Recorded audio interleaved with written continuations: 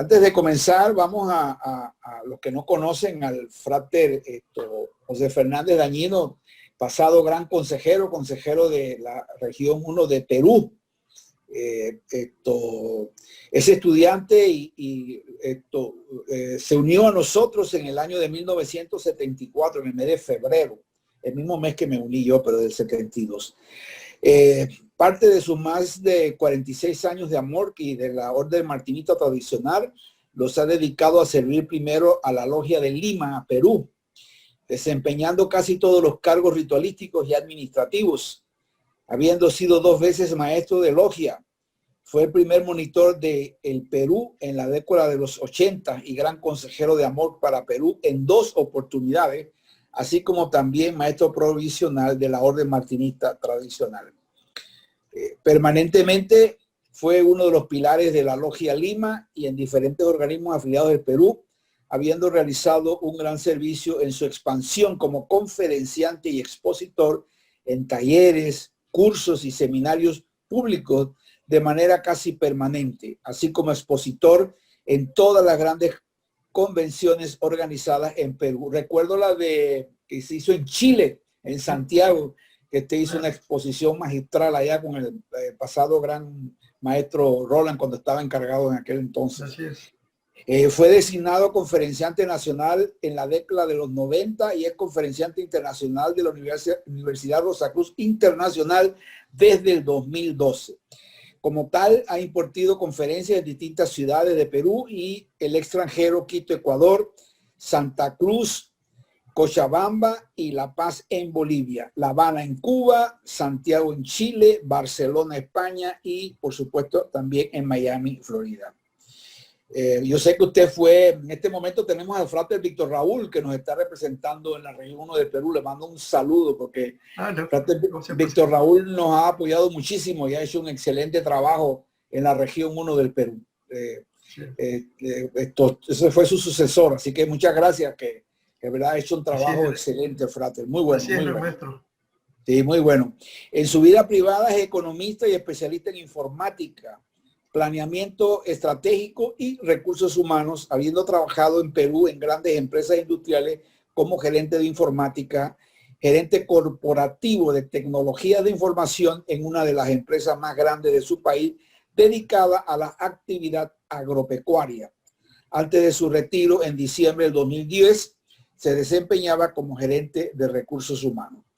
Desde hace 5 años radica en Orlando, ahora está con Mickey Mouse, en los Estados Unidos, dedicándose a gestionar su propia empresa de inversiones financieras. Bueno, con todo este preámbulo, frater José Esteban, le dejamos a la membresía de nuestros 22 países deseosos de escuchar el tema que nos va a exponer en el día de hoy. Voy a apagar mi video y mi micrófono. Nos vemos durante el foro en 1 hora. Así que éxito y disfrute de este momento. Muy bien. Bueno, en primer lugar, muy venerable gran maestro, yo os agradezco por la invitación a participar en este ciclo de conferencias organizadas por la Gran Logia. Y quiero, bueno, aparte de saludar a vos, a vuestra esposa, a toda su familia, ver pues que todos estén bien. Igualmente, por el chat interno acá he recibido muchos saludos a todos ellos. Les devuelvo mis saludos. Espero que sigan bien, cuidándose. Y a todos también les envío mis mejores deseos de paz profunda. Bueno, esta presentación que vamos a llevar a cabo el día de hoy, que se llama Que así sea, como ya lo ha explicado nuestro muy venerable gran maestro, está basada básicamente en el libro Que así sea, de nuestro imperator emérito de amor, el frater Christian Bernard, frater José Crucis. Este es un libro que creo que todavía está en la editorial Rosacruz en difusión y puede ser adquirido por todos. Pues el objetivo es un poco comentar los 13 capítulos del libro, pero vamos a empezar el día de hoy con 7 capítulos, que son los que ustedes están viendo ahora mismo en la pantalla. Eso lo haremos el día de hoy. Y la próxima semana, el próximo miércoles 14, Veremos la segunda parte, los 6 capítulos restantes. Como ustedes pueden apreciar, son temas interesantísimos, todos referidos a las enseñanzas rosacruces que nuestro muy venerable pasado imperator escribió, ¿no? Escribió en forma de artículos y hoy lo tiene plasmado en este hermoso libro, como lo ha comentado nuestro gran maestro. Solamente una observación es que los textos de la presentación que ustedes van a ver son párrafos exactamente como aparecen en los capítulos del libro. O sea, no le cambiaron nada. Solamente he agregado 2 gráficos para hacer un poco más didáctica la presentación y, bueno, y los comentarios que voy a hacer que me pertenecen y que no son, como se ha dicho al principio, la expresión oficial de amor, son mis comentarios de mi realización personal de la lectura de los capítulos de este libro. El autor del libro, Christian Bernard Frater Rosé Crucis, es imperator emérito de Amorg. Él fue gran maestro de la jurisdicción de habla francesa hasta 1993, o sea, por 16 años, hasta que fue nombrado imperator en el año 1990, hasta 2019, hasta el año pasado que entregó su cargo a un nuevo imperator. Este libro fue publicado en el año 1994. O sea, justo él lo comenta, en la introducción de su libro, él comenta que en el año 94, cuando cumplía un año exacto de haber entregado el cargo de gran maestro, se hizo la publicación oficial del libro. ¿Qué es lo que contiene el libro? El libro contiene una compilación de todos los mensajes, de todos los artículos que él dirigió a los miembros de habla francesa a través de diferentes medios, y que a solicitud de los miembros le pidieron que los recopilara, que se hiciera un libro para que quedara como un manual de consulta, que es lo que es ahora, que es mucho más allá que un manual de consulta. Es un libro que nos sirve para repasar constantemente las enseñanzas de la orden. El primer capítulo se refiere al amor universal. Así es como comienza el libro con este primer artículo, con esta primera reflexión. Y le dice que amor es la virtud que practicaron todos los mesías y profetas. Y así es. Como podemos ver, los distintos personajes que en cada una de las épocas y eras de la humanidad impulsaron el conocimiento, impulsaron de alguna forma la manera de pensar y que después dieron origen ya sea a fraternidades o a órdenes religiosas, tuvieron como esa virtud, ¿no? Señalar que ellos sentían amor por la humanidad y a la vez querían que todos sus seguidores hicieran lo mismo, que sintieran ese amor y lo transmitieran, que todo lo hicieran por amor. Y así podemos ver cómo de la antigüedad, ¿no? Hace más de 3.500 años, vemos estos enunciados en las enseñanzas de Akhnatón, de Egipto, de Moisés, para el pueblo judío, la influencia que tuvo en el pueblo judío, Buda, Lao Tse en el mundo oriental, Zoroastro en Persia, Jesús y Mahoma, ¿no? Que son, digamos, los más recientes y que han quedado, igual que la mayoría de ellos, ya como fundadores de religiones, y que a todos ellos pues los unía una virtud común. Y esa enseñanza común es que el amor fue la base principal de sus enseñanzas. Y eso es lo que ellos nos transmitieron: no hagas al prójimo lo mismo que te quieran hacer a ti, haz todo el bien que te sea posible y ama al prójimo como a ti mismo.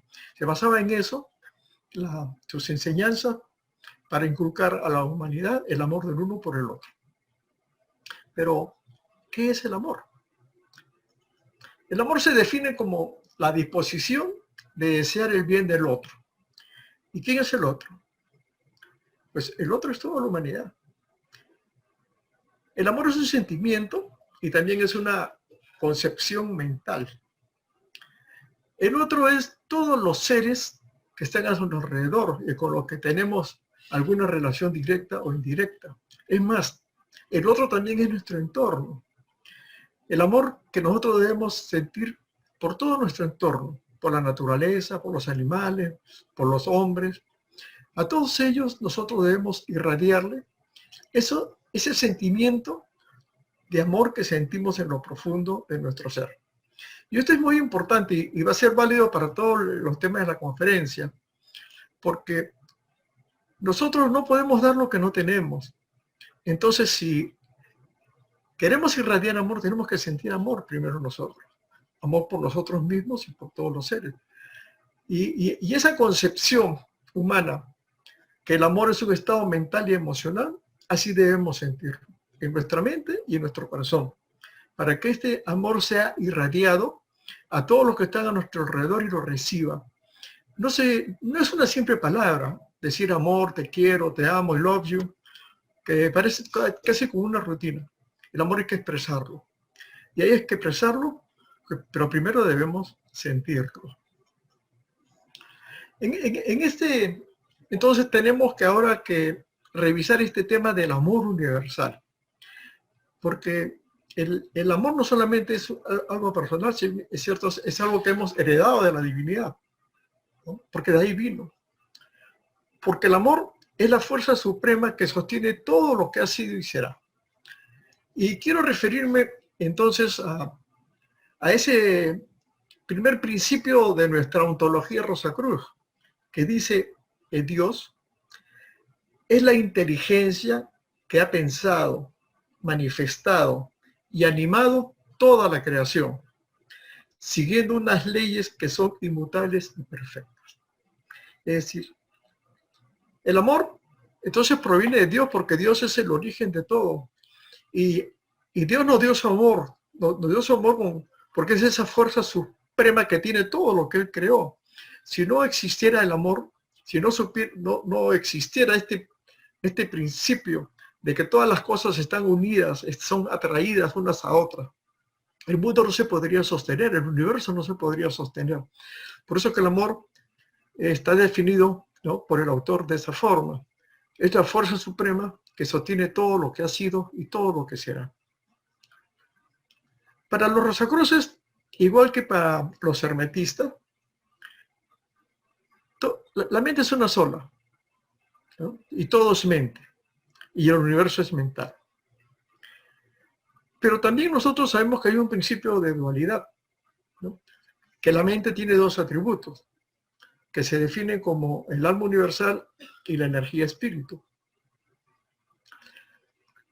Y esa energía que fue irradiada desde la mente universal y que luego se convirtió en una dualidad, creando todo el universo visible e invisible, es actualmente, o sea, ha sido, es y será el motor de la evolución universal. Esa energía que emanó de la mente universal, por la fuerza del amor, es la energía creadora, es la energía espíritu, que tal como lo conocemos los rosacruces, proviene de la mente universal, pero claro que es de una cualidad vibratoria menor que lo que es su origen. Pero gracias a esta energía, espíritu, es que todas las cosas fueron hechas, todas las cosas tuvieron un origen y por el amor pudieron ir evolucionando hacia la forma, seres, galaxias, etc.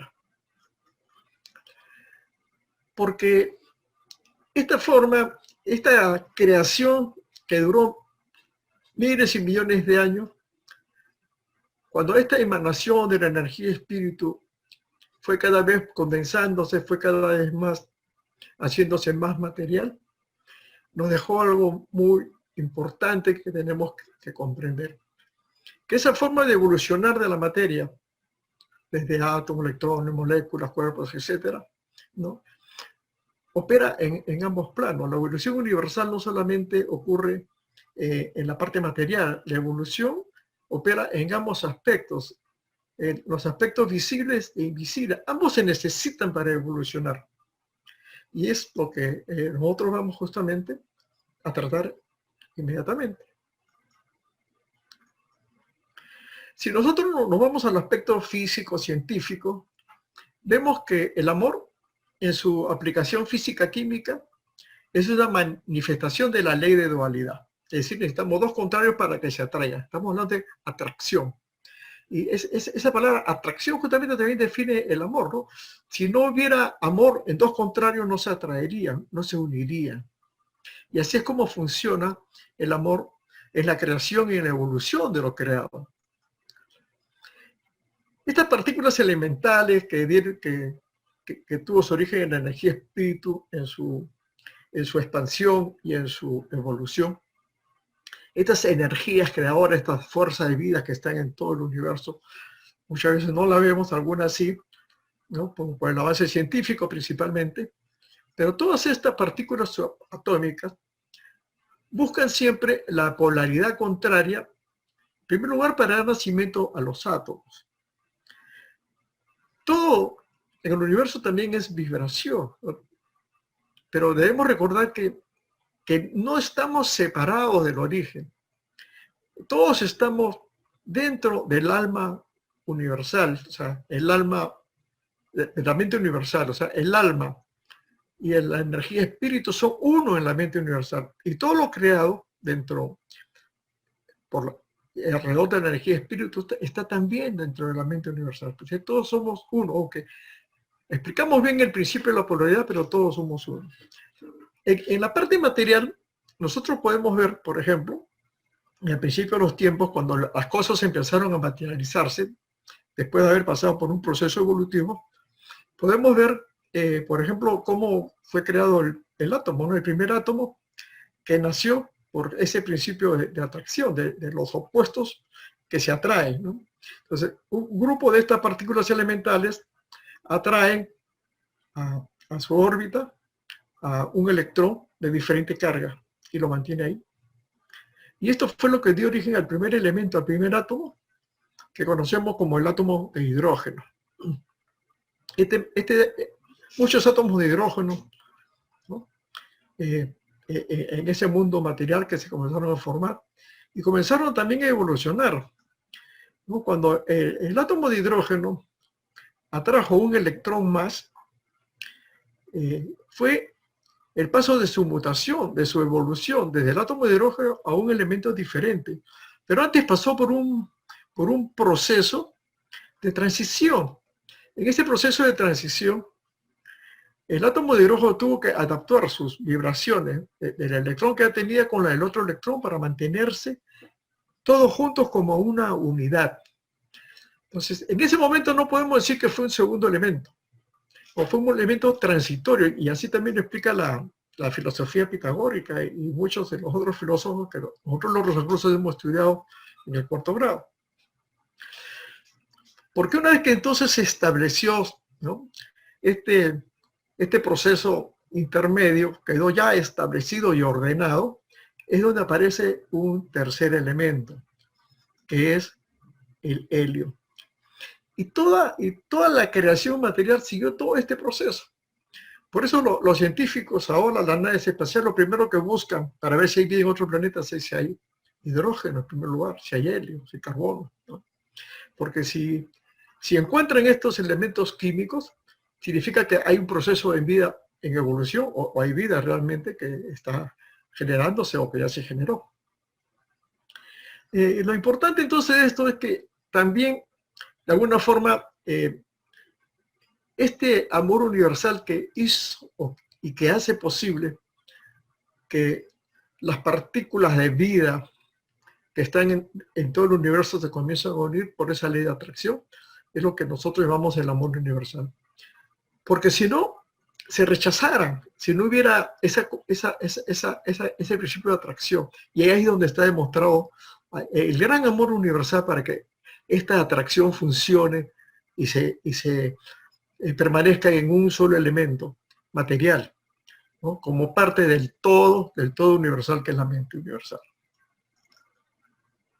Por eso decimos que la creación, el origen del hombre, el origen del universo, es una historia de amor.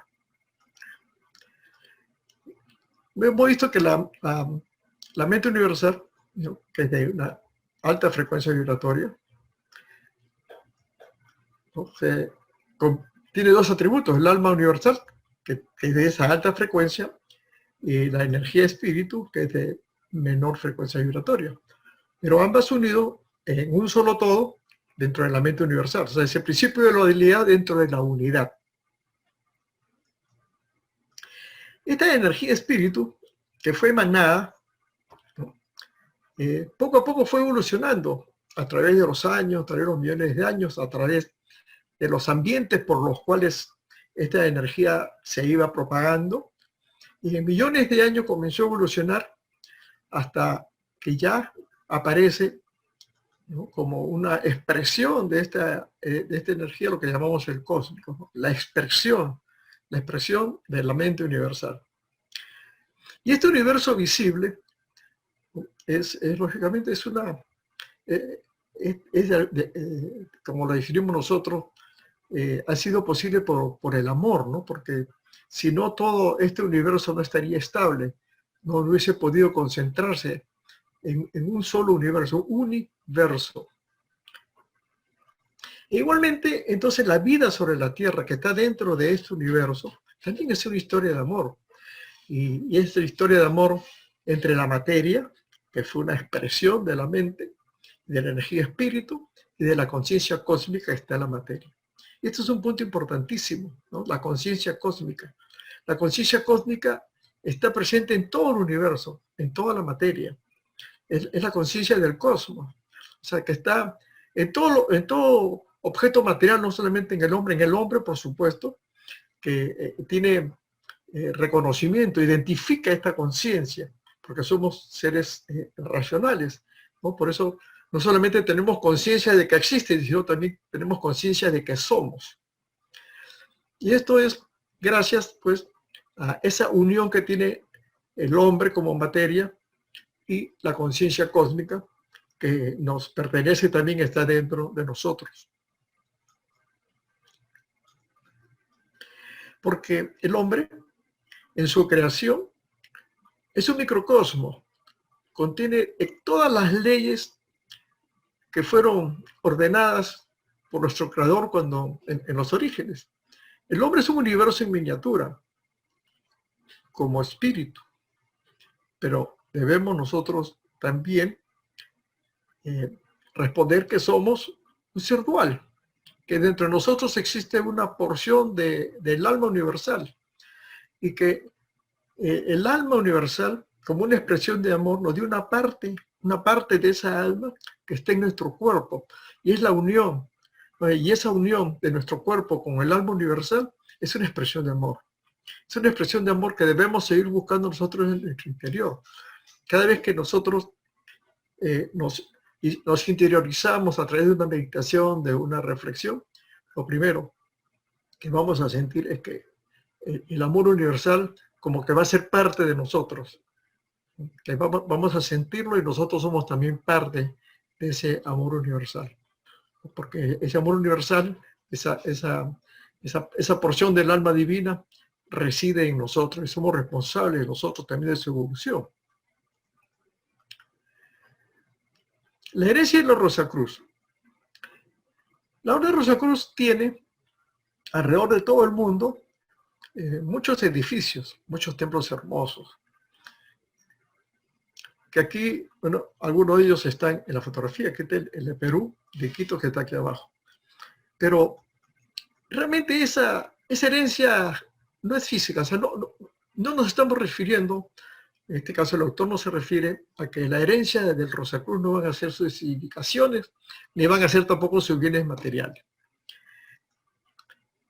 La herencia del Rosacruz es un concepto de unidad en la diversidad. Y esto lo vamos a explicar un poquito más. El alma universal, de la que hablamos al principio, es una única esencia, pero en su proceso de expansión a través de la energía espíritu, se diversificó en millares de parcelas. Las cosas tienen su forma, tienen su fondo, son visibles e invisibles dependiendo del medio en que se desarrollaron. Por eso existen muchísimas razas. Y es muy probable que nosotros hayamos sido en alguna vida también miembros o no miembros, o simplemente participantes y ciudadanos de alguna de estas razas conocidas en la humanidad. Porque como seres humanos somos parte de una sola divinidad, pero todos formamos parte de la ley de evolución. O sea, no importa cuál sea nuestra forma, no importa cuál sea nuestra raza, no importa si somos amarillos, negros, blancos, indios, no. Lo que importa es reconocer que somos partes de la divinidad y que todos estamos y hemos sido creados y vivimos para evolucionar. ¿Qué tenemos que evolucionar? Por supuesto que hay una evolución física.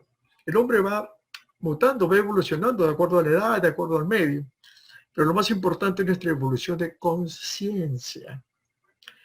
La evolución de conciencia, que es parte también de la herencia de la Rosacruz, por lo que la Orden nos ha enseñado.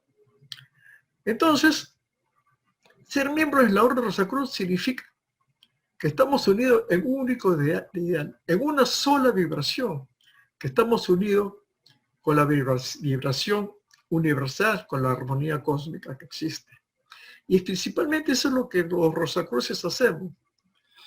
Sea cual sea nuestro género, raza, religión, sea cual sea nosotros en el país donde vivamos, estamos unidos en un único ideal. Ser uno solo con esa alta vibración de la armonía cósmica. ¿Para qué? Para sentir no solamente el amor universal, sino que estamos en armonía con todo lo creado, con todos los seres. Estamos en armonía con nosotros mismos y con todas las personas que están a nuestro alrededor. La herencia Rosacruz es, pues, darnos esta guía, llamarnos la atención de quiénes somos y cómo debemos nosotros ser con nuestra actitud y nuestra conducta hacia los demás. Por eso, los Rosacruces, y acá hay una foto de una convención Rosacruz, estamos constituidos por seres humanos de distintas razas, distintas lenguas, distintos géneros, distintas idiosincrasias. Pero es que eso es necesario. Es necesario porque en cualquier plano donde estemos, la unidad en todos esos planos solamente puede evolucionar a través de la multiplicidad. Es decir, no habría evolución si las personas no fueran diferentes, no fueran de múltiples variedades. Por eso los Rosacruces reconocemos a todas las personas, a todos los géneros, de todas las religiones, de todas las idiosincrasias, porque sabemos que somos uno con todos ellos y que somos hermanos de la creación, porque somos hijos del Creador. Tenemos un solo Padre y una parte de esa creación está en cada uno de nosotros, lo cual nos convierte en personas fraternales, hermanos de toda la humanidad. Y nosotros tenemos que transmitir esta herencia en el siglo actual. En este siglo XXI, la herencia de los Rosacruces que debe transmitir es nuestra espiritualidad. Nuestra espiritualidad que la hemos recibido como herencia desde tiempos muy remotos. Desde antes de Egipto, donde civilizaciones desaparecidas legaron esta herencia tradicional de conocimiento que reposó en la tradición egipcia, en la tradición esenia, en la tradición hermética, principalmente en Grecia, en la Edad Media con los Rosacruces de la Edad Media, y que hoy permanece en este mundo a través de todas nuestras grandes logias, a través de los Rosacruces de todo el mundo. Y que nosotros pues tenemos esa obligación, esa responsabilidad de transmitirlo, pero transmitir la espiritualidad que cada uno de nosotros lleva. Este conocimiento no es para que quede en nosotros. Los Rosacruces se nos ha definido como una persona que tiene la mente en el cielo, pero los pies bien puestos sobre la tierra. Por lo tanto, vivir plenamente como Rosacruces es irradiar por medio de nuestro ejemplo para que cada vez mayor número de personas sientan este deseo de seguir la misma vía que nosotros ya seguimos y en la que estamos.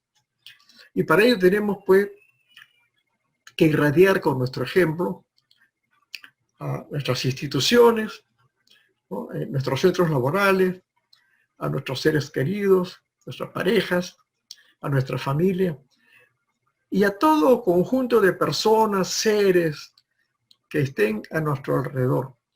Es con nuestro ejemplo como nosotros vamos a influir e inducir al deseo de esas personas de querer ser también como nosotros. De alguna forma tenemos que liderar esa herencia de la espiritualidad a nuestro siglo actual. En nuestro ciclo de vida, el hombre nace, hombre y la mujer, ¿no? El ser humano nace, vive y muere. Son tres misterios a los que el hombre no ha cesado de meditar desde que fue consciente. Pero es a la muerte, ¿no?, a la que el hombre más teme porque la desconoce. En el caso de los estudiantes rosacruces, que estudiamos y aplicamos los principios que se ponen en nuestra ortografía, llegamos a descubrir nuestra naturaleza espiritual. Sabemos de dónde venimos. Sabemos que tenemos una conexión con el alma universal. Y sabemos que podemos, a través de esta conexión, vivir y sentir de dónde venimos. Sentir nuestro origen. Y sentir también que allí es donde volveremos para prepararnos para la siguiente venida. Por eso que el temor a la muerte del estudiante Rosacruz, ¿no?, se convierte más bien en una realidad que tenemos que preparar y que tenemos que afrontar cuando llegue el momento con la dignidad y el respeto que se merece. Para los Rosacruces, la muerte es un estado transitorio de conciencia, al que nosotros llamamos la más alta iniciación. Claro, porque cuando nacemos, llegamos con una conciencia de las vidas anteriores que hemos tenido. Cuando el alma ingresa a nuestro cuerpo, ingresa con todo ese conocimiento y experiencia de una vida anterior. Cuando pasamos por la muerte, el alma regresa nuevamente a su origen, de donde provino, con las nuevas experiencias adquiridas, lo cual es un proceso evolutivo de conciencia. Y sabemos que entonces que en este proceso tenemos que ser responsables desde que nacemos hasta que entregamos nuestro cuerpo al polvo donde vinimos, incorporando esas nuevas experiencias que van a hacer que nosotros evolucionemos a un nivel de conciencia que nos permita estar cada vez más o virtualmente más cercanos a lo que es la perfección. En una sola vida no lo vamos a lograr, ya veremos esto. Entonces, en este momento lo que tenemos que hacer es prepararnos en nuestra actual encarnación con ese convencimiento que volveremos a vivir otras vidas en la tierra.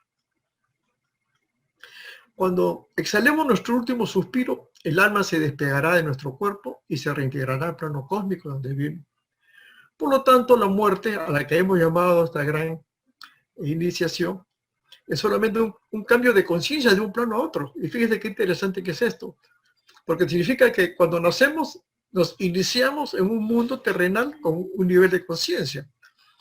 Pero cuando nuestra alma se despega de nuestro cuerpo, va a ser un nuevo inicio, porque ya tenemos una conciencia, ¿no?, adicionada. Por eso es nuestra más alta iniciación. Vamos a entrar quizás a un plano más alto de conciencia del que teníamos anteriormente.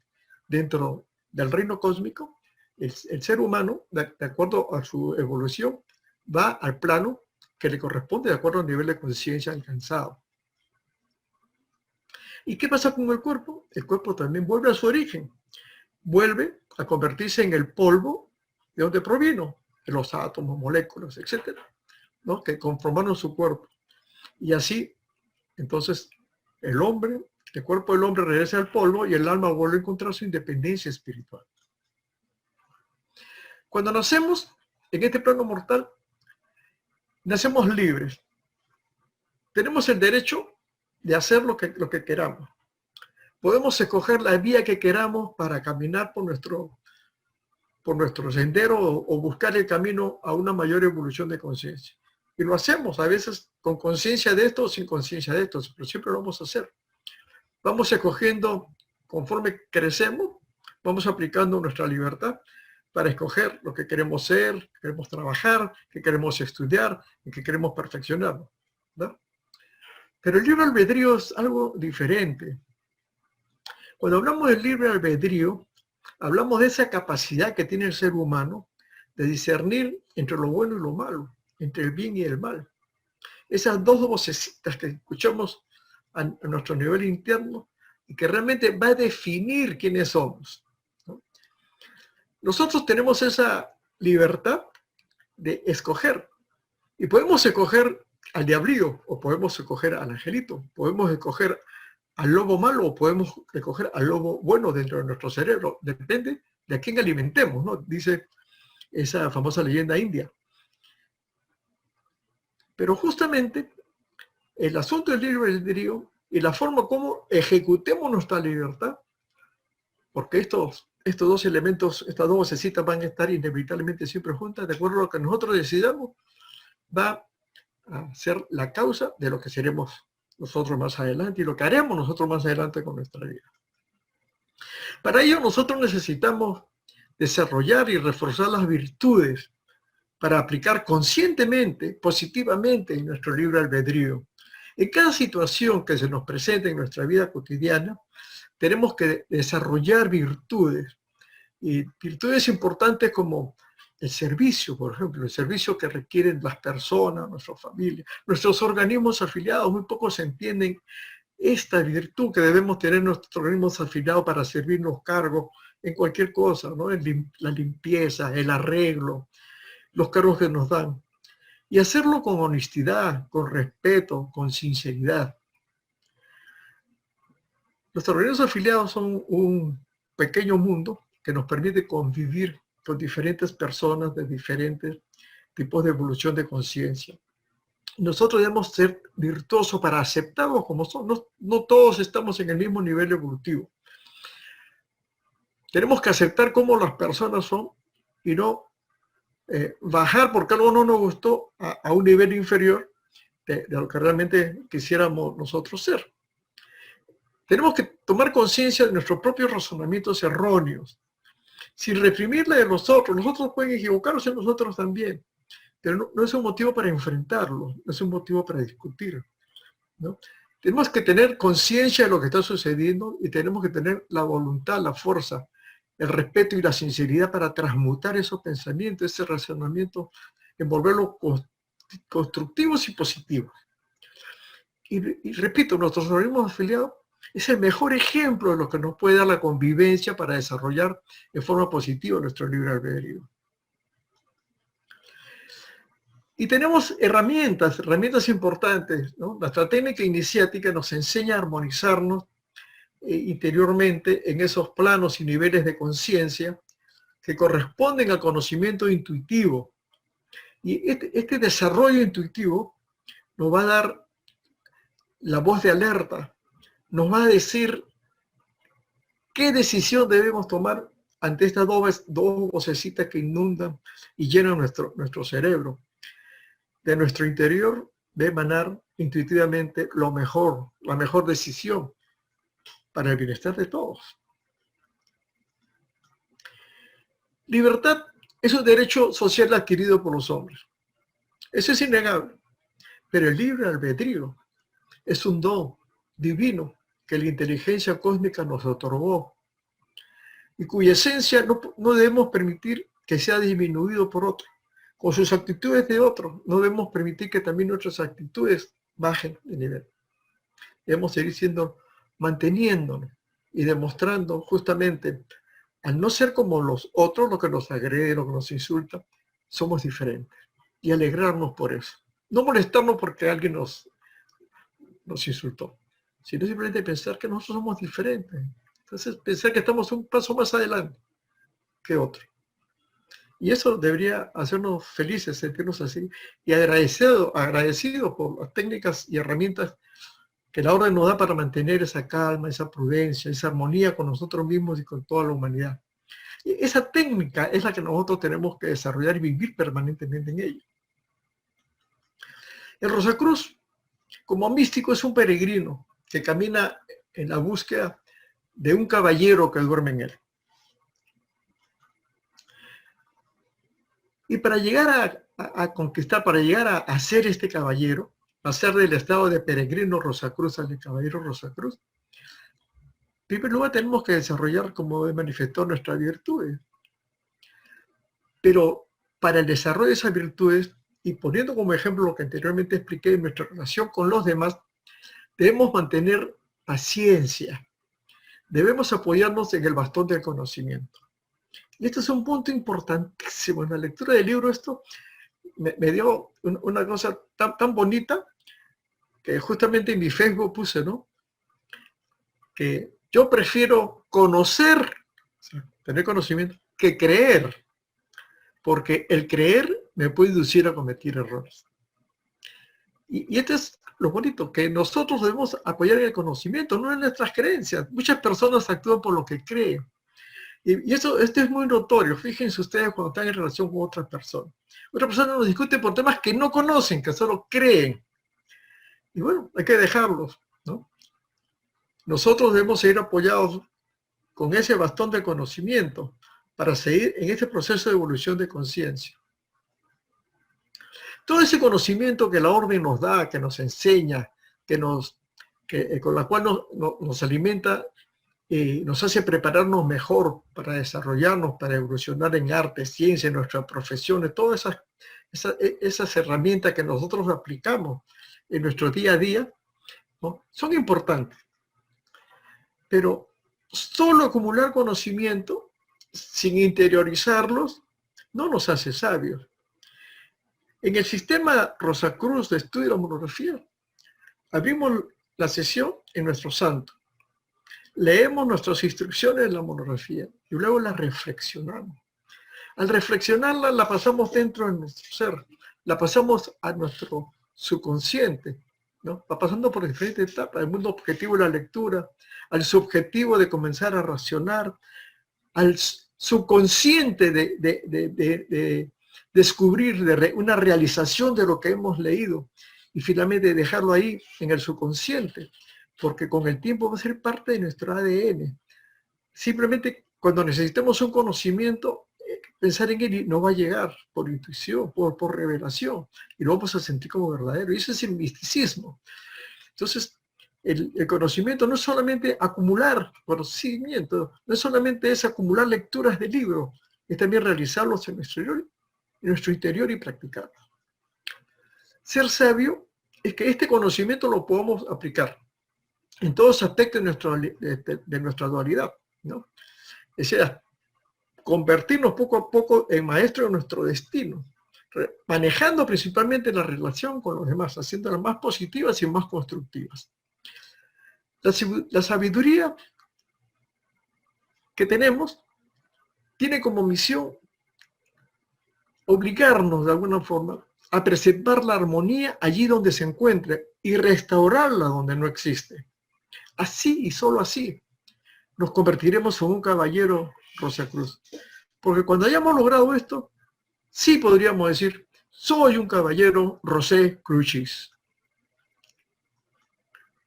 Desde el punto de vista místico, el espacio no es algo realmente material, sino un producto de la conciencia humana. Específicamente de la parte objetiva, y yo diría también de la parte subjetiva de la conciencia humana. Si ponemos a una persona dentro de una habitación, decimos que hemos reducido su espacio. ¿Pero qué espacio? Si lo sacamos de la habitación, estamos ante el mundo exterior, inmenso. Basta con que pongamos algunos límites y el espacio se reduce. Es como si pusiéramos un florero frente a otro florero. Y digamos, ¿cuál es el espacio que hay entre los dos? La distancia que los une, dice la ciencia. ¿Sí? ¿Y qué pasa con el resto del espacio? ¿Qué pasa con el resto del espacio que está a nuestro alrededor? Entonces, el término espacio, ¿no? Es un término humano para de alguna forma definir algunas leyes, principalmente físicas.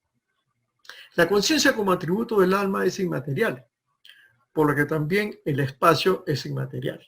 El espacio no podemos limitarlo con objetos físicos. El espacio existe por sí, per se existe el espacio. Y entonces resulta evidente que la única forma de dominar ese espacio inmaterial es a través de nuestra conciencia, tal como nosotros lo concebimos, operando desde nuestro entorno objetivo, primero, el espacio que nos rodea, y luego, en nuestro mundo interior, el espacio que tenemos fuera de nosotros, ¿no? Y hacia donde vamos en nuestras meditaciones en busca de una evolución espiritual, en busca de la armonía, ¿no? En busca del mayor conocimiento. Por lo tanto, el espacio sagrado es el propio hombre. Él es el que limitó, de alguna forma, la esencia sagrada que recibimos en el momento que nacimos, cuando recibimos el soplo de vida, cuando nuestro cuerpo se constituyó en un alma viviente, como dice otro principio de nuestra ontología. El aliento divino que recibimos es sagrado por todas las doctrinas conocidas, porque es emanado de Dios. Por lo tanto, el hombre y el espacio en nuestro interior también es sagrado. Tenemos un templo que es sagrado, un templo que cobija al alma divina e inmortal. Y ese es el cuidado que nosotros debemos tener para que el alma divina en nuestro interior siga evolucionando a través de los niveles de conciencia que nosotros le vamos a permitir que realice. Y el espacio sagrado lo podemos hacer nosotros simplemente irradiando hacia el lugar en el que estamos, como por ejemplo nuestro santo, todos estos sentimientos del amor universal, todos esos sentimientos de armonía, de paz profunda, los podemos irradiar en el ambiente que queramos. Y el primer ambiente que realmente recibe este espacio y se convierte en nuestro espacio sagrado, nuestro santo. Yo hice algunas pruebas, ¿no? Poniendo una flor recién cortada, un florero de mi santo, y el mismo día cortar otra flor y ponerla afuera en otro ambiente distante. No se imaginan la diferencia de duración que hay entre uno y otro. Es aquí en este espacio sagrado de nuestro santo, donde creamos lo que queramos en el reino de lo invisible, pero es en el mundo físico, con nuestras actuaciones, con nuestras acciones, es donde nosotros debemos dar ese paso para realizar la creación que ideamos en nuestra mente. Las cosas que ideamos en nuestra mente no se hacen por sí solas. Sí que hay un efecto mágico, pero para que ocurra ese efecto mágico, nosotros debemos dar el primer paso. Nosotros debemos poner la acción, el pensamiento, para poder realizar nuestras creaciones. Y este último tema, que se refiere a la reencarnación, es un principio básico, el último tema de esta tarde, ¿no? Es un principio básico de la doctrina de muchas religiones orientales.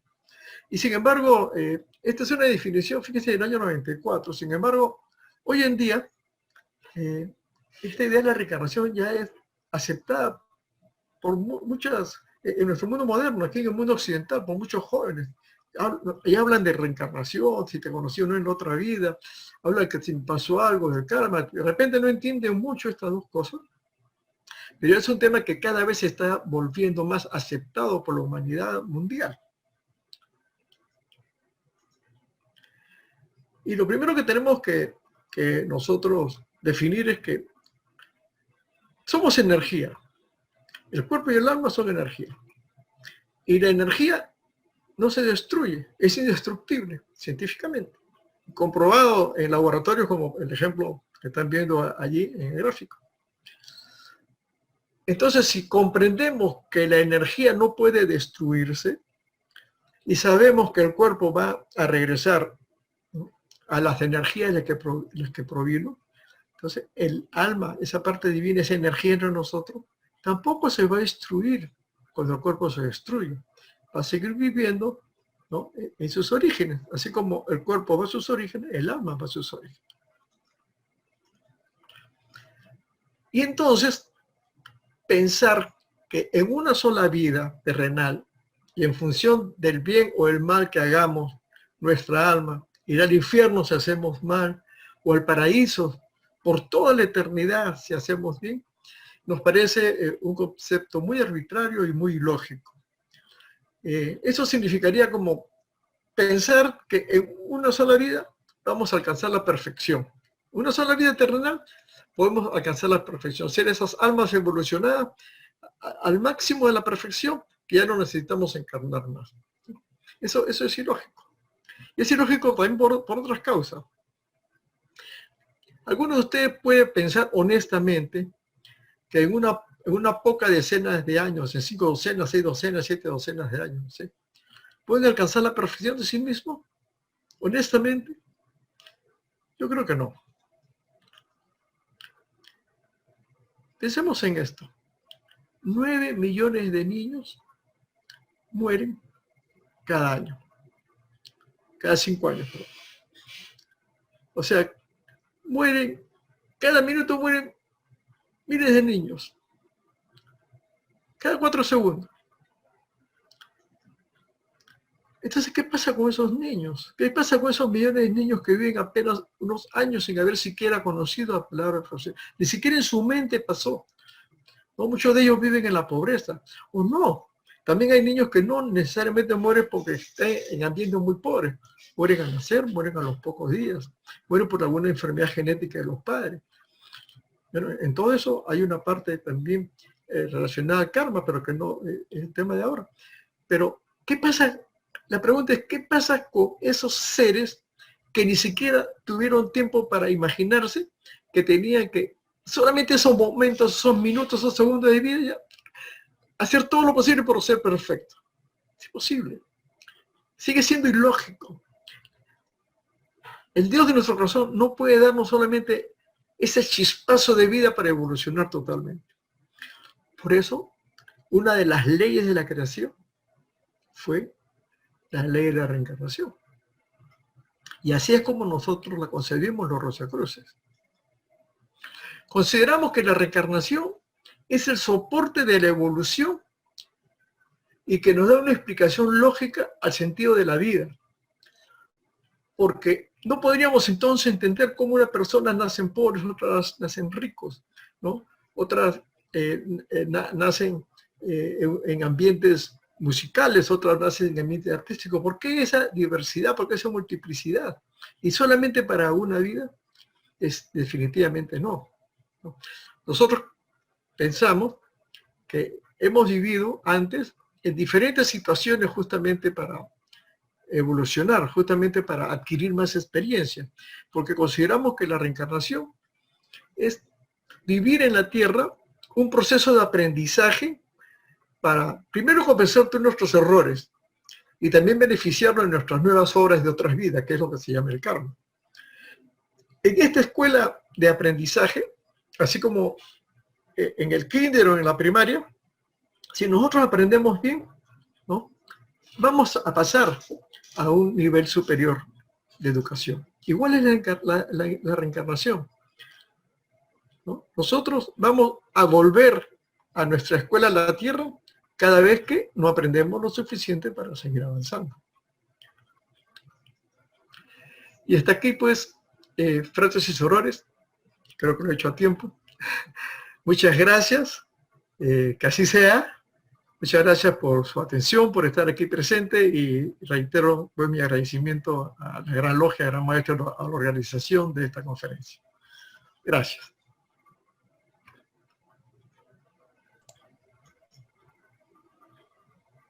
Voy a retirar su presentación, frater, para el foro. ¿Perdón? Voy a retirar la pantalla para el foro. ¿No te retirás? Sí, ya la retiré. Ya. ¿Está bien? Gran Maestro, adelante.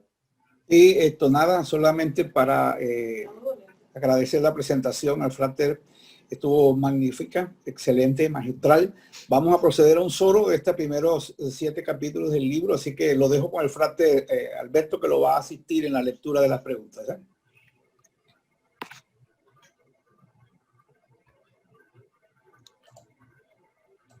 A ver, ahí estoy. Deje activar mi video. Okay. El frater Luis Ventimilla dice, ¿es procedente dentro del concepto místico la cremación? Yo considero que sí, porque es una forma de acelerar, ¿no?, el retorno en una forma pura del cuerpo material a sus orígenes, volver al polvo de la tierra. Personalmente lo acepto, ¿no? Pero claro, cada persona, alguna persona puede seguir también con sus creencias religiosas y pensar que no es posible. Es una decisión personal, pero personalmente yo la acepto. El Salomón Traña dice, mi concepto es que la muerte es solo una transición o cambio a una nueva vida en otro cuerpo y en otro lugar. Creo que parte de la muerte es cuando se despeja de las cosas que nos gustan. Mi pregunta es la siguiente. ¿Qué pasa en esos cuerpos que después de muertos no se pudren o no envejecen? ¿Qué tipo de personas son esas? Pero no entendí bien la pregunta. ¿Cuerpos que no mueren ni envejecen? Sí, así es.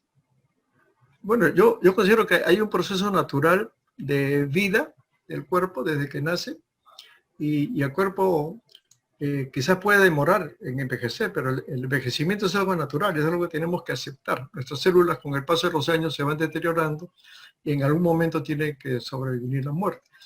Ahora, entiendo que quizás lo que se haya referido es que a veces se conservan los cuerpos, ¿no?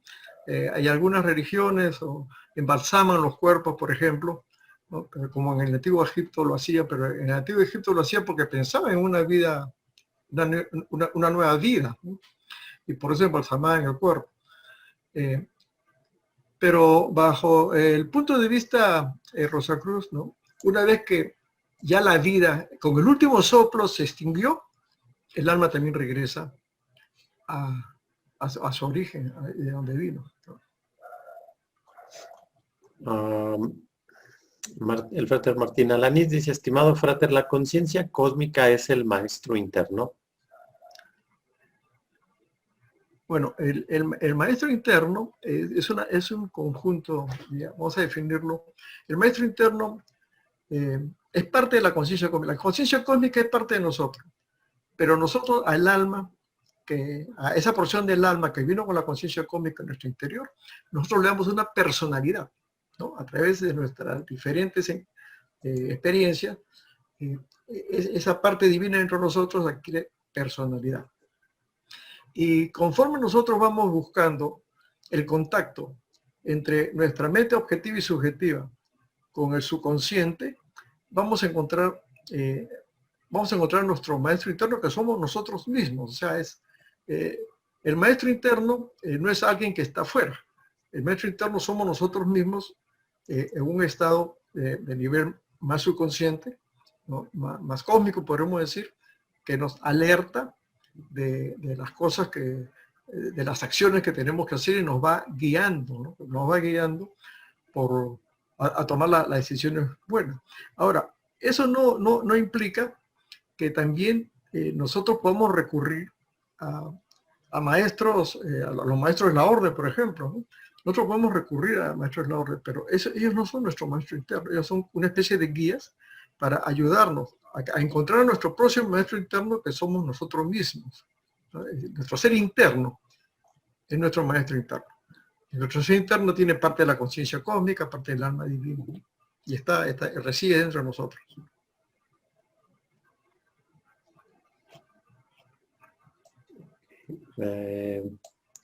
La Sor Francis Mendieta dice, quisiera felicitarlo y agradecerle por su servicio. Una excelente exposición. Dice, dentro de la reencarnación es posible que uno no quisiera regresar a este plano o está obligado, ya que según sabemos nosotros elegimos el país, la familia, etcétera. Bien. Lo que nosotros sabemos, y quizás en la conferencia pasada que Formaciones del Alma, quizás ahí también se explicó, nosotros sabemos que cuando estamos preparando nuestra encarnación, vamos preparando también el ambiente donde vamos a dirigirnos. Pero esto es por un tema de merecimiento, podemos decirlo, ¿no? Nosotros podemos querer algo, pero lo merecemos en ese plano. Nosotros podríamos encarnar en una familia muy rica, pero ¿merecemos encarnar ahí? No. Nosotros siempre vamos a tener en ese plano de conciencia, donde estemos preparando nuestra siguiente encarnación, podemos escoger y seleccionar lo mejor que nos corresponda, los padres que nos correspondan, el país que nos corresponda, el planeta que nos corresponda. La Tierra no es el único planeta con vida que existe en el universo.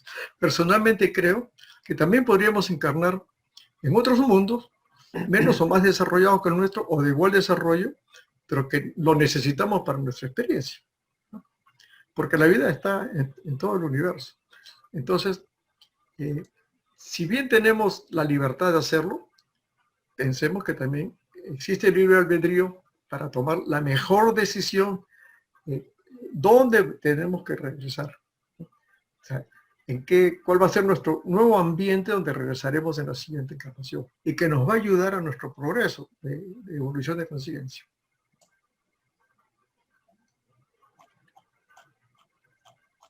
El frater Alfonso Brusal dice, ¿el alma humana es necesario reencarnar en las diferentes razas existentes para seguir su vía de evolución? Yo no puedo poner eso como una ley. Yo pienso, y por experiencia propia, sé que nosotros hemos vivido en diferentes, antes hemos tenido, nuestra vida ha sido en diferentes razas. Yo concuerdo más con lo que Harvey Spencer Lewis nos dice, ¿no? En cuanto a las reencarnaciones. Que en la reencarnación, en ese ciclo de 144 años, que él nos da como término de reencarnación por nombre, que es un término que también tiene, de cierta forma, es algo astronómico, ¿no? Pues son 12 signos del zodíaco, 12 grados en cada signo, 12 por 12 son 144, y que más que entonces escoger la raza para evolucionar, sea cual sea la raza en la que estamos, nuestro ciclo siguiente de encarnación va a seguir ese patrón astrológico, ¿no? Algunas veces empezaremos por Aries, no sé si recorremos todos los grados, y así sucesivamente, ¿no? Lo explica en uno de los foros Rosacruz y Harvey Spencer Lewis en inglés, y yo concuerdo más bien con eso. Eso sería, digamos, una forma más sincronizada de cómo ir escogiendo nuestras siguientes encarnaciones a través del aspecto astronómico y astrológico, que por la raza, ¿no? Sin decir que no necesariamente vamos a encarnar en diferentes razas, sí, también son necesarias, y quizás no lo sean para todos, o sea, no hay una ley sobre eso. El frater Enrique Fernández pregunta, ¿se puede saber cuántas reencarnaciones hemos tenido? Es una pregunta bastante difícil de contestar, ¿no? Yo no lo sé. La orden tampoco, no, que yo sepa, nos dice cuántas encarnaciones hemos tenido, pero sí lo que podemos hacer es un autoanálisis de dónde estamos en la presente encarnación y qué necesitamos para seguir nuestro proceso evolutivo. Y para eso podemos nosotros hacer un feedback personal de qué somos, quiénes somos y cómo son los demás. Y más o menos por ahí hacer una tabla, digamos, mental, ¿no? O escrita, como dice, de en qué momento de nuestra evolución de conciencia, de nuestra evolución espiritual estamos, ¿no? La orden nos enseña, por ejemplo, a nosotros poder visualizar encarnaciones anteriores, ¿no? Pero en mi experiencia, son chispazos, ¿no? O son partes de historias que no terminan y cada vez hay que ir, y para eso es bueno anotar esas experiencias psíquicas, hay que ir armándolas como un rompecabezas, y podíamos determinar algunos años, algunos siglos, ¿no? Algunas sociedades, y por ahí ir armando nuestro espectro, nuestro panorama de encarnaciones. Yo particularmente no he podido encontrar cuántas encarnaciones tengo o cuántas me faltan. Ni tampoco creo que sea necesario hacerlo, ¿no? Tenemos el alma es inmortal de infinito para todas las que sean necesarias, ¿no?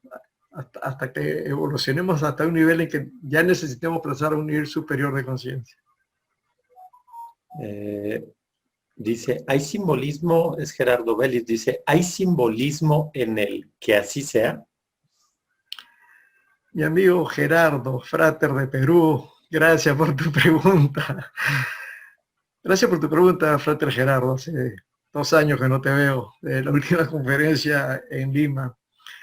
Gracias por tu pregunta, porque me ayuda a definir el término, que así sea, es un mandato. Y sí hay una interpretación que significa que así tiene que ser, ¿no? Es como cuando terminamos de hacer una meditación de curación, ¿no?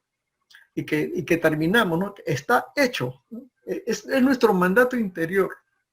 Y además es un deseo de agradecimiento cuando nosotros pedimos algo. Por ejemplo, si estamos si estamos meditando y nuestro foco es la catedral del alma, el Santum Celestial, ¿no? Y ahí hemos hecho un petitorio cuando estamos saliendo de la catedral, ¿no? Le pedimos a los maestros, ¿no? Que si esto es digno de hacerse, que así sea. O sea, es un decreto que de alguna forma define que el cósmico, el universo va a cumplir nuestros deseos, ¿no? Eso es una forma de sugerir que eso se haga, que así sea. Es también una petición, también es un decreto de que sea así y es un agradecimiento, ¿no? Puede significar diferentes cosas, pero en mi entender, esas son las principales. El frater Luis Boniche dice, desde nuestro espacio sagrado somos capaces de contribuir a la paz universal. Yo creo que es un deber, ¿no? Es un deber. Nosotros, en estos primeros capítulos, hemos visto muchos temas para considerarnos que somos el espacio sagrado que la divinidad creó para morar ahí. Ahora, ¿cómo hacemos entender esto a toda la humanidad? Muy difícil. Pero sí somos uno de los eslabones que a través de las meditaciones, a través de nuestras actuaciones, podríamos ir logrando un cambio mundial para lograr una paz universal. Me parece que en la próxima semana hay un tema no sobre la paz mundial, pero sí algo referido, ¿no? a estas crisis mundiales que mantienen al mundo en guerras y en situaciones, que lo vamos a analizar la próxima semana.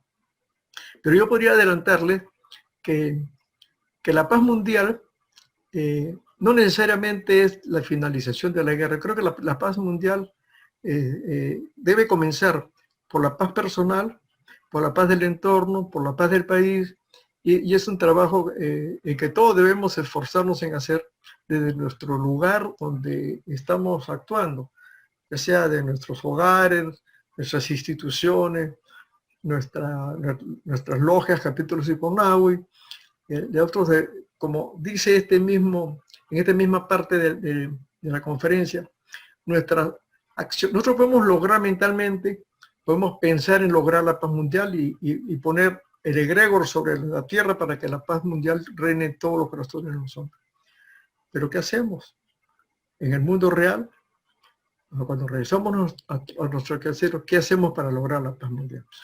Es algo difícil, pero sí es una obligación que tenemos de contribuir a la paz mundial. Como dice nuestro creo por la paz mundial, ¿no? El hombre debe contribuir a la paz mundial. Muchos no contribuirán, pero nosotros sí debemos hacerlo. Sororelli Valenzuela dice, hay personas que consideran que si en esta encarnación desean voluntariamente portarse bien, se elevará su alma y no reencarnarán más. En lo personal no lo considero correcto, pero ¿acaso lo es? ¿Me puedes repetir la pregunta?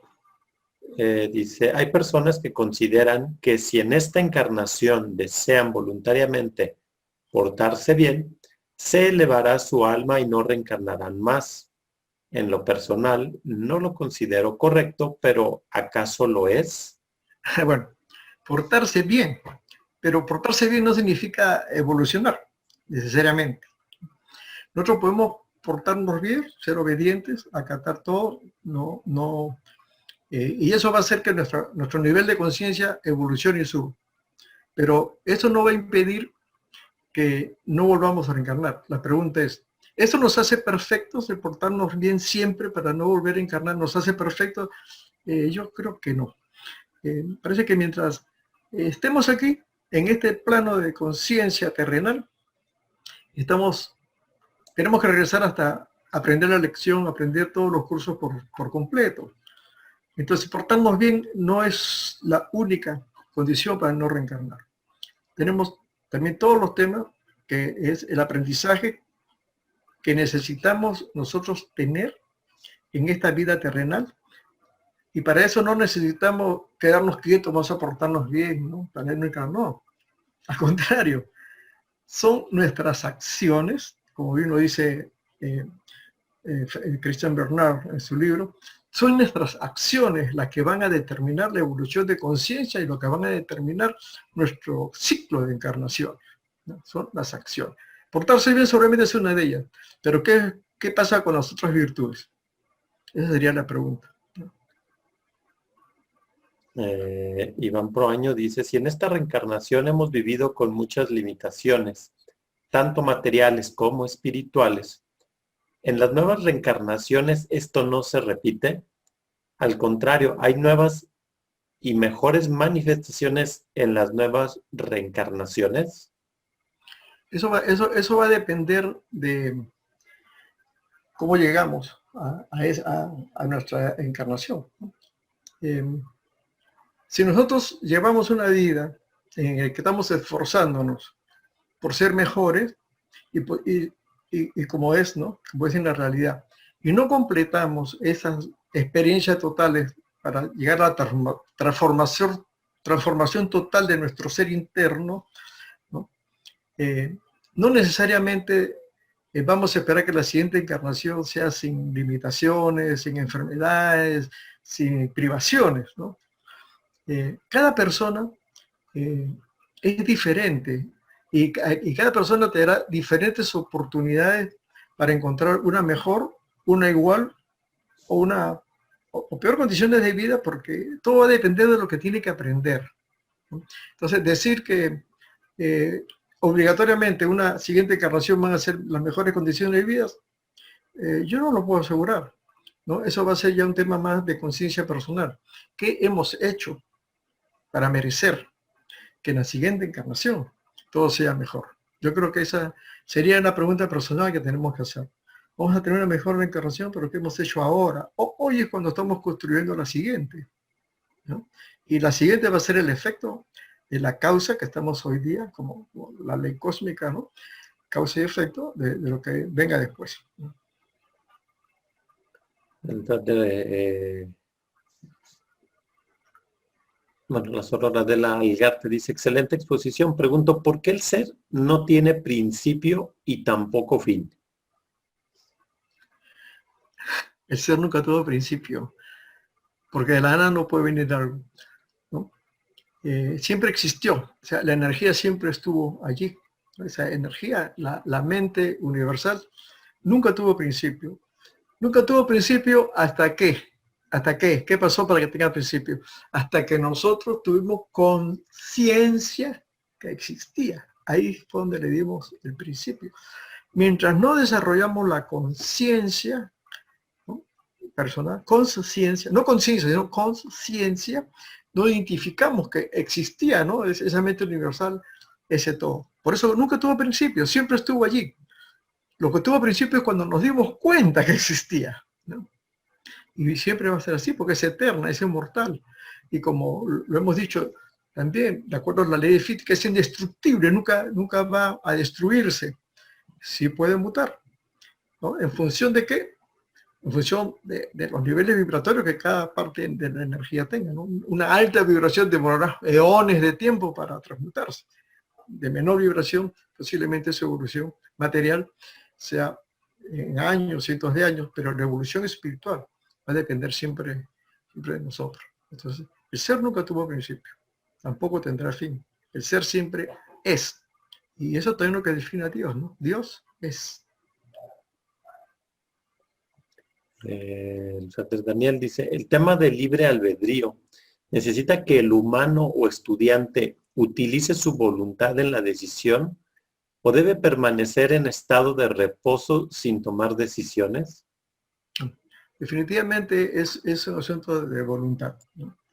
Porque la voluntad es la decisión que tenemos que tomar. O sea, nosotros podemos tener reposo y recibimos una idea, pero no hacemos nada. solamente en reposo, en estado receptivo, digamos, ¿no? Hablando en términos místicos. Nos quedamos en estado receptivo para ver qué decisión tomamos. Sí, podemos obtener alguna respuesta. Pero el libre albedrío consistirá en que en forma libre y voluntaria, ¿cuál de las opciones que tenemos vamos a realizar? O sea, siempre tiene que haber una ejecución para que funcione el libre albedrío. Si no hay una ejecución, si no hay una acción, el libre albedrío no funciona.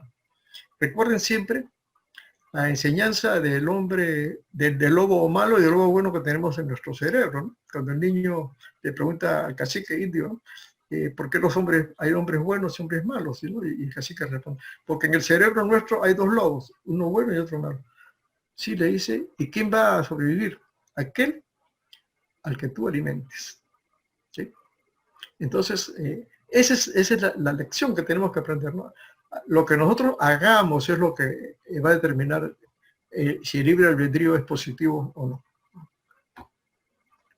Dice, si el alma humana es una chispa del alma universal y el alma universal es una emanación de la divinidad y por lo tanto es perfecta, mi pregunta es ¿por qué se dice que el alma humana viene a este plano a evolucionar y así alcanzar la perfección? Claro. Como lo dije anteriormente, ¿no? El alma universal, la energía espíritu, necesita evolucionar en ambos planos. ¿Dónde está la perfección? La perfección está en la unidad, ¿no? En la mente, pero en la mente universal. Pero estos dos atributos de la mente universal, que son parte de ese todo, el alma universal y la energía espíritu, tienen que evolucionar, ¿no? en diferentes planos, porque la evolución es una ley que tiene que darse porque nada es estático en la naturaleza, ¿no? Todo está en acción, todo está en movimiento. Nada está estático, nada está quieto y así va a ser por toda la vida.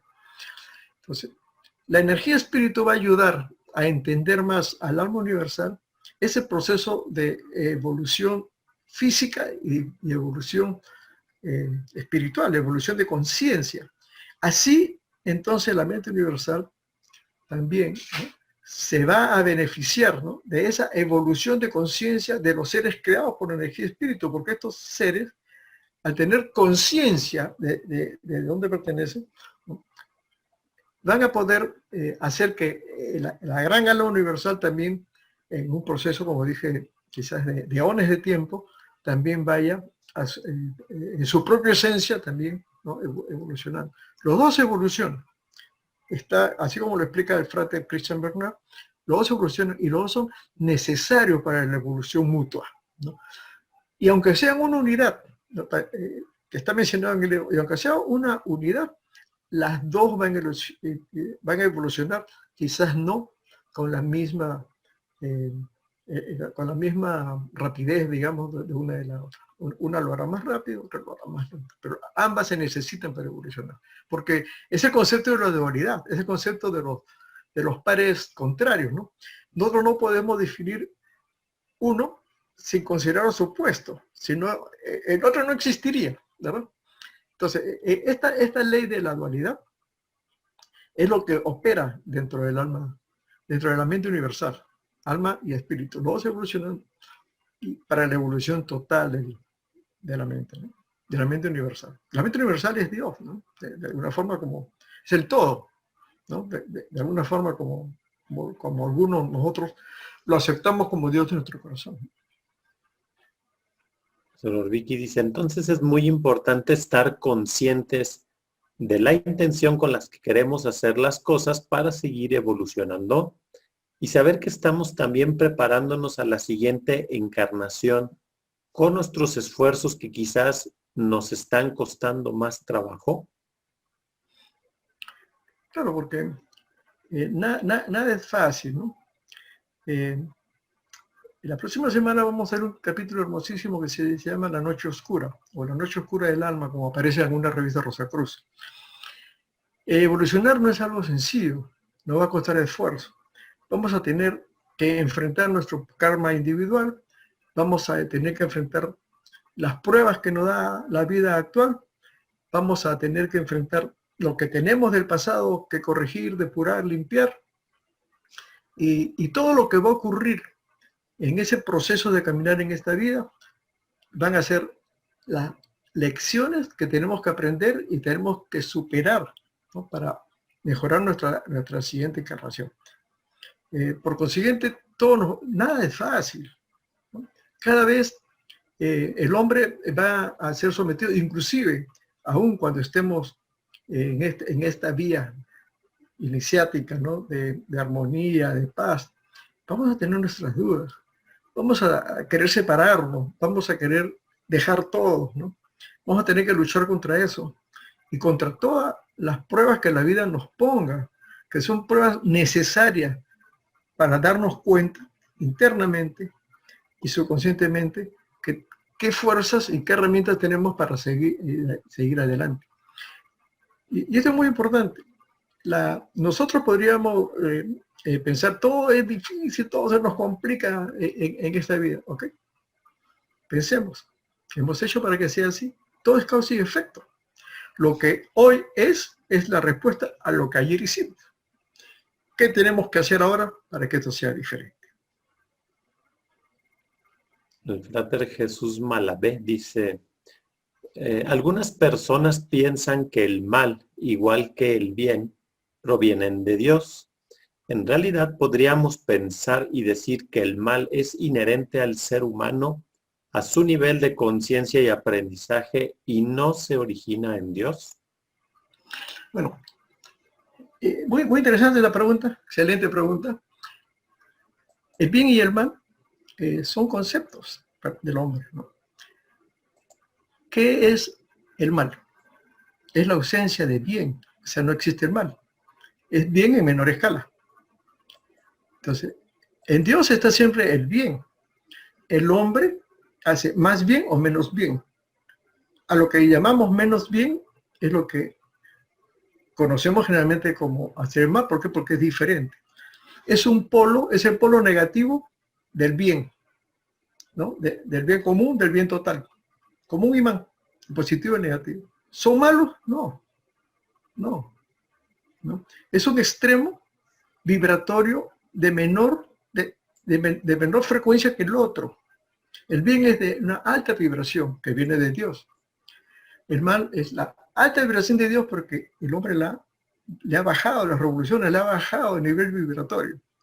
Es la misma vibración y el bien y el mal podrían ser dos expresiones, digamos, de cómo manejamos las vibraciones divinas. Pero es un asunto mortal, no es un asunto divino. Todo está en Dios y todo está en Dios. ¿Dios quiere el mal? No quiere el mal. Dios nos da las vibraciones de amor. El hombre es el que la traduce. ¿Más amor o menos amor? ¿Esto? Ventura Aguirre dice, quisiera saber si al haber tenido múltiples encarnaciones y evolucionar a un grado determinado, reencarnaremos en otras entidades no humanas, sino entidades superiores. En caso de ser correcto, estas entidades superiores al ser humano podrían ser los ángeles u otras entidades similares. De alguna forma queda esa probabilidad, ¿no? Ya en los escritos martinistas se habla mucho de eso, ¿no? Se habla mucho de eso, y es posible que sea así, ¿no? Pero no lo vamos a determinar nosotros. Mientras estemos en este plano, seguiremos reencarnando en un ser humano. Cuando podamos llegar a ser seres más espirituales va a depender de la evolución de nuestra conciencia. Pero nada es negado, ¿no? Ante esas posibilidades de la que menciona el frater. Es posible. El frater Salomón Traña dice, si el cuerpo muere, ¿por qué cuando vuelve a reencarnar? ¿Por qué no reencarna en el mismo cuerpo? O sea, que su materia, así como murió, que vuelva a nacerse nuevamente como el alma. Bueno, es un principio físico, ¿no? El cuerpo que teníamos en esta vida se vuelve a convertir en átomos y electrones, ¿no? Pero el cuerpo que tuvimos en esta vida fue producto de una semilla germinada en un óvulo, que tuvo características genéticas, ¿verdad? Y que dio origen a la forma y aspecto de nuestro cuerpo actual. Para que eso vuelva a ocurrir, tendríamos que volver a ese origen humano, de encontrar la semilla y el óvulo iguales, idénticos para reproducir este cuerpo. Entonces, eso queda dentro de una de las improbabilidades, ¿no? Es muy improbable que nuevamente ese cuerpo se vuelva a rehacer de la misma forma. Incluso la misma semilla y el mismo óvulo, o sea, padres que tienen varios hijos, no todos son iguales, todos son idénticos. Entonces, igual va a ser improbable que alguien igual a la persona que ya entregó su cuerpo a la tierra vuelva a tener la misma característica. Lo importante es la multiplicidad. Recuerden la lectura del capítulo sobre el amor universal, ¿no? Es necesario que tengamos diferentes aspectos, diferentes culturas, diferentes ambientes para poder evolucionar. La multiplicidad la necesita la unidad para evolucionar. Bien, bueno, con esa pregunta voy a cerrar. Gran maestro, ¿me escuchas? Sí, perfectamente bien. Excelente exposición, Frater, muy bonito. Las preguntas muy inteligentes, las respuestas muy acertadas. Estamos muy contentos con su participación. Continuamos con los segundos, son ¿qué? 8 capítulos que nos faltan, ¿no? 6 capítulos. 6 capítulos para el próximo miércoles, así es que invito a los fráteres y sorores que no se pierdan esta segunda parte para concluir este interesante libro de nuestro pasado imperator o Imperator Emeritus Christian Berner.